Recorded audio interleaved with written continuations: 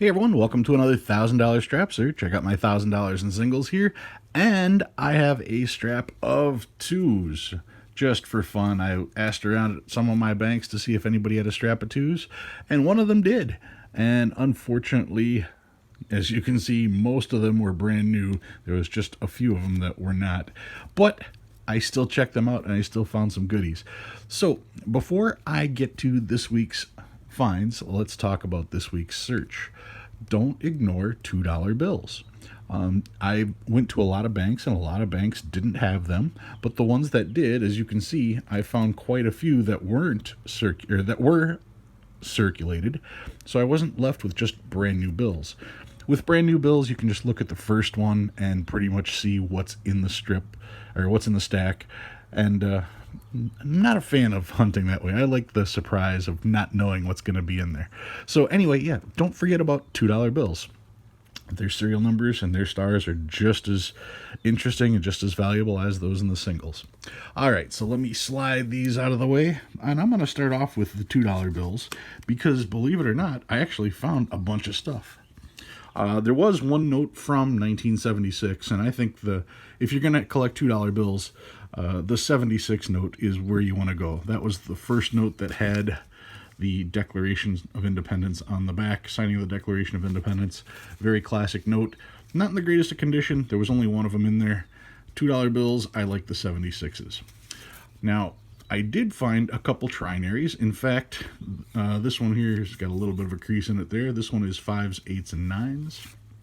This one is the start of the pack. Actually, it's the end of the pack with the 00 at the end. But I found a bunch of trinaries based on this starting number. You see how you've got 0232? So I knew that since this first four digits is a trinary, the rest of these would be very easy to make up like that. So I've got a bunch of them that are zeros, twos, and threes. In fact, I can just zip through these pretty quick because these were all trinaries. In fact, you can see all of these share that particular trinary, and they're still crisp and brand new, so I don't really want to be going through all of them like that. I did find a couple of Where's George notes. Where's George on $2 bills. I thought that was interesting that I found one, and these were also on sequentials. This is 49, that was 51. I believe there's 48 right there. I did log one of these and spent it right away just so I could get funny looks from tellers. So yeah, I did enjoy spending that.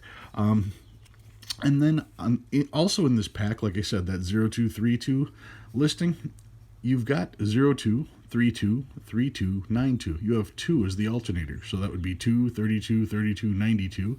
And by knowing that that's in there and having almost a full pack, I was also able to find the 82 alternator, the 72, the 62, the 52, the 42, all the way down to the 12.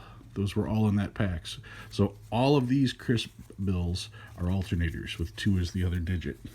So that was the neat stuff I found with the $2 bills. I was pretty happy to come across that just through one stack of twos. I mean, usually I'm going through 1,000 singles and I don't find that much. Speaking of the 1,000 singles, what did I find this week? Not a whole lot, believe it or not. I did find a trinary, 0s, 4s, and 7s on this one. Yes, I know, one off from a binary. Doesn't matter, still a trinary. I did find quads. This one was quad 4s. Yeah, that one trinary, that was it. Quad 4s on here. Quad 5s on this particular one. Good paper on this. Quad 8s, starting the bill off with quad 8s. And then some stars. J-note. This one isn't in the greatest of shape. This one starts off with a couple zeros, so I've got a little bit of hope for this. Maybe this will turn out to be one of the rares. And this one is a 2013, and it looks like a 1913. It's so wore out. But then check this out. I did come across, you can see the date right there, Series 1999, and it's a star note, and it's a Virginia, if I remember right. Yep, Richmond, Virginia. So usually when you find older notes, you find a lot of Chicago, a lot of San Francisco. So to find something other than those two that's a star, that was exciting. There's a regular 1999. Another 99 here. Atlanta, Georgia is another one, the F series. You do find a lot of those notes as well. 1995 I note. If that was a star, that would have been extremely rare as well. Another 1995. And of course, something in a holder. I must have found something neat. Check that out. That is 6 in a row. 6 zeros in a row. So close to a super radar. I know, close doesn't count. 8 0 0 0 0 0 0 3. At least if you squint, it looks like either 3 all zeros and 3 or 8 all zeros and 8. If you can squint just bad enough. I don't have to squint that bad. All I have to do is take my glasses off. So when I first saw this, I was really excited, and then I took a closer look. Saw that it was just a trinary. Just a trinary. It's 6 zeros in a row. So that was a really neat find for me. I threw it in the sleeve right away. It was just a used sleeve. So yeah, that was the find of the week, undoubtedly. All right, so when it comes to special stuff, you guys have seen me doing my top 10 lists now for a few weeks. One of the very first top 10 lists I did was my top 10 small size $1 bills. And in my haste to discuss what a funny back was and the years that funny backs were available, I forgot that the funny backs were not only from 1928 and 1934, but that the 1928 had a different front, so it should have had its own listing on there. That's what I have this week, so I pulled out a special one. This is a 1928A $1 silver certificate, and it is a funny back. This should have been included in my top 10 $1 small size bills. I erroneously included this as the same as the 1934. However, the 1934 has this Federal Reserve seal over on this side rather than on the left. All the 1928 notes, whether they're red seals or blue seals, they're all going to be on the left-hand side.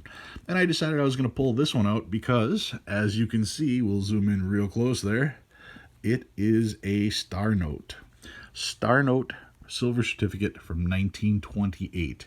Finding a note from 1928 is a pretty good, pretty big deal. This is the first year that they made the small size notes, and finding a Star Note, meaning a replacement note, well, now you're starting to find some value.